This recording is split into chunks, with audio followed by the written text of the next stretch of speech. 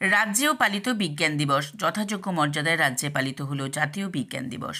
Tripura state council for science টেকনোলজির উদ্যোগে পালন করা হয় এই দিনটি।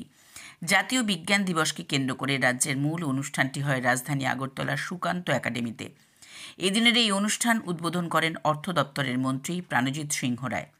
তাছাড়া উপস্থিত ছিলেন স্বাস্থ্য দপ্তরের সচিব কিরণ গিত্তে, সায়েন্স অ্যান্ড টেকনোলজি দপ্তরের সচিব ডক্টর কে শশী কুমার সহ অন্যান্যরা।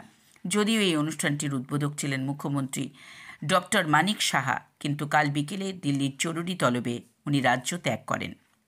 তাই তড়িঘড়ি অর্থ দপ্তরের মন্ত্রীকে দিয়ে উদ্বোধন করানো হয় জাতীয় বিজ্ঞান দিবসের।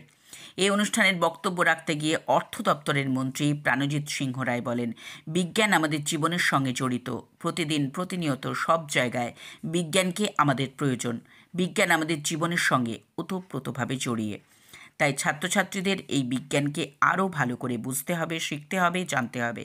তবেই আগামী দিনে ভারতবর্ষ বর্তমানে বিজ্ঞানের যতটুকু উন্নতি করেছে তার থেকে আরও দূর এগিয়ে যাবে। বিজ্ঞানে এমন একটা সময় ছিল যে এই প্রযুক্তি, বিভিন্ন প্রযুক্তিকে আমরা বহির্দেশের বিভিন্ন দেশ থেকে আমাদেরকে আমদানি করতে হতো।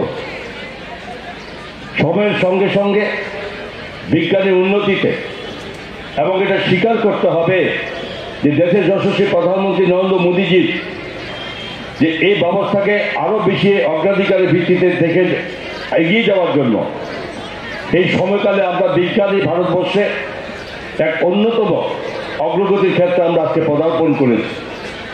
এদিনের এই অনুষ্ঠান শেষে সুকান্ত একাডেমির সামনে থেকে বিভিন্ন স্কুলের ছাত্রছাত্রীদের নিয়ে একটি র্যালির আয়োজন করা হয়।